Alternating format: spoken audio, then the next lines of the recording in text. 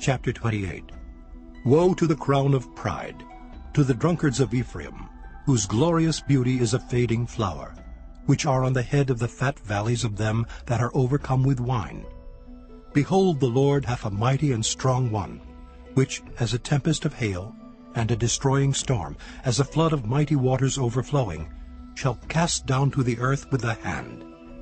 The crown of pride, the drunkards of Ephraim, shall be trodden under feet, and the glorious beauty which is on the head of the fat valley shall be a fading flower, and as the hasty fruit before the summer, which when he that looketh upon it seeth, while it is yet in his hand, he eateth it up. In that day shall the Lord of hosts be for a crown of glory, and for a diadem of beauty, unto the residue of his people, and for a spirit of judgment to him that sitteth in judgment, and for strength to them that turn the battle to the gate. But they also have erred through wine, and through strong drink are out of the way. The priest and the prophet have erred through strong drink. They are swallowed up of wine. They are out of the way through strong drink. They err in vision, they stumble in judgment. For all tables are full of vomit and filthiness, so that there is no place clean. Whom shall he teach knowledge? And whom shall he make to understand doctrine? Them that are weaned from the milk and drawn from the breasts. For precept must be upon precept, precept upon precept, line upon line, line upon line, here a little and there a little. For with stammering lips and another tongue will he speak to this people, to whom he said, This is the rest wherewith ye may cause the weary to rest, and this is the refreshing. Yet they would not hear. But the word of the Lord was upon them, precept upon precept, precept upon precept, line upon line, line upon line, here a little and there a little, that they might go and fall backward, and be broken, and snared, and taken. Wherefore hear the word of the Lord, ye scornful men, that rule this people which is in Jerusalem. Because ye have said, We have made a covenant with death, and with hell are we at agreement. When the overflowing scourge shall pass through, it shall not come unto us. For we have made lies our refuge, and under falsehood have we hid ourselves. Therefore thus saith the Lord God, Behold, I lay in Zion for a foundation a stone, a tried stone, a precious cornerstone, a sure foundation. He that believeth shall not make haste. Judgment also will I lay to the line, and righteousness to the plummet. And the hail shall sweep away the refuge of lies, and the waters shall overflow the hiding place. And your covenant with death shall be disannulled, and your agreement with hell shall not stand. When the overflowing scourge shall pass through, then ye shall be trodden down by it. From the time that it goeth forth it shall take you. For morning by morning shall it pass over, by day and by night. And it shall be a vexation only to understand the report. For the bed is shorter than that a man can stretch himself on it, and the covering narrower than that he can wrap himself in it. For the Lord shall rise up as in Mount Perazim. He shall be wroth as in the valley of Gibeon, that he may do his work, his strange work, and bring to pass his act, his strange act.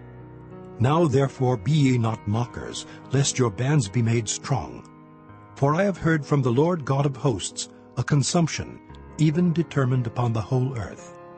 Give ye ear and hear my voice. Hearken and hear my speech. Doth the plowman plow all day to sow? Doth he open and break the clods of his ground? When he hath made plain the face thereof, doth he not cast abroad the fitches, and scatter the cumin, and cast in the principal wheat, and the appointed barley, and the rye in their place? For his God doth instruct him to discretion, and doth teach him. For the fitches are not threshed with a threshing instrument, neither is a cartwheel turned about upon the cumin, but the fitches are beaten out with a staff, and the cumin with a rod. Bread corn is bruised, because he will not ever be threshing it, nor break it with the wheel of his cart, nor bruise it with his horsemen. This also cometh forth from the Lord of hosts, which is wonderful in counsel and excellent in working. Chapter 29. Woe to Ariel, To Ariel, the city where David dwelt, add ye year to year, let them kill sacrifices. Yet I will distress Ariel, and there shall be heaviness and sorrow. And it shall be unto me as Ariel. And I will camp against thee round about, and will lay siege against thee with a mount, and I will raise forts against thee. And thou shalt be brought down, and shalt speak out of the ground, and thy speech shall be low out of the dust, and thy voice shall be as of one that hath a familiar spirit out of the ground, and thy speech shall whisper out of the dust. Moreover, the multitude of thy strangers shall be like small dust, and the multitude of the terrible ones shall be as chaff that passeth away. Yea, it shall be at an instant suddenly. Thou shalt be visited of the Lord of hosts with thunder, and with earthquake, and great noise, with storm and tempest, and the flame of devouring fire. And the multitude of all the nations that fight against Ariel, even all that fight against her and her munition, and that distress her, shall be as a dream of a night vision. It shall even be as when an hungry man dreameth, and behold he eateth, but he waketh, and his soul is empty. Or as when a thirsty man dreameth, and behold he drinketh, but he awaketh, and behold he is faint, and his soul hath appetite. So shall the multitude of all the nations be that fight against Mount Zion. Stay yourselves and wonder. Cry ye out and cry. They are drunken, but not with wine. They stagger, but not with strong drink. For the Lord hath poured out upon you the spirit of deep sleep, and hath closed your eyes. The prophets and your rulers, the seers hath he covered.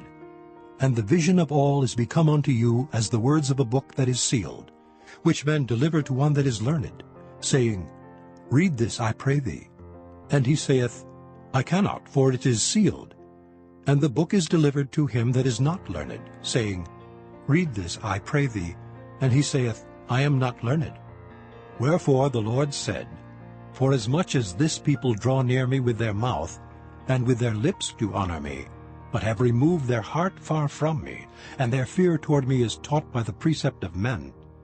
Therefore, behold, I will proceed to do a marvelous work among this people, even a marvelous work and a wonder. For the wisdom of their wise men shall perish, and the understanding of their prudent men shall be hid. Woe unto them that seek deep to hide their counsel from the Lord, and their works are in the dark, and they say, Who seeth us, and who knoweth us? Surely your turning of things upside down shall be esteemed as the potter's clay. For shall the work say of him that made it, He made me not? Or shall the thing framed say of him that framed it, He had no understanding? Is it not yet a very little while, and Lebanon shall be turned into a fruitful field, and the fruitful field shall be esteemed as a forest? And in that day shall the deaf hear the words of the book, and the eyes of the blind shall see out of obscurity and out of darkness? The meek also shall increase their joy in the Lord, and the poor among men shall rejoice in the Holy One of Israel. For the terrible one is brought to naught, and the scorner is consumed, and all that watch for iniquity are cut off, that make a man an offender for a word, and lay a snare for him that reproveth in the gate, and turn aside the just for a thing of naught.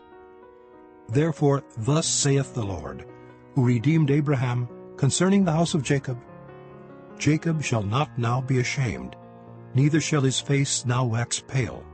But when he seeth his children, the work of mine hands, in the midst of him, they shall sanctify my name, and sanctify the Holy One of Jacob, and shall fear the God of Israel. They also that erred in spirit shall come to understanding, and they that murmured shall learn doctrine. Chapter 30.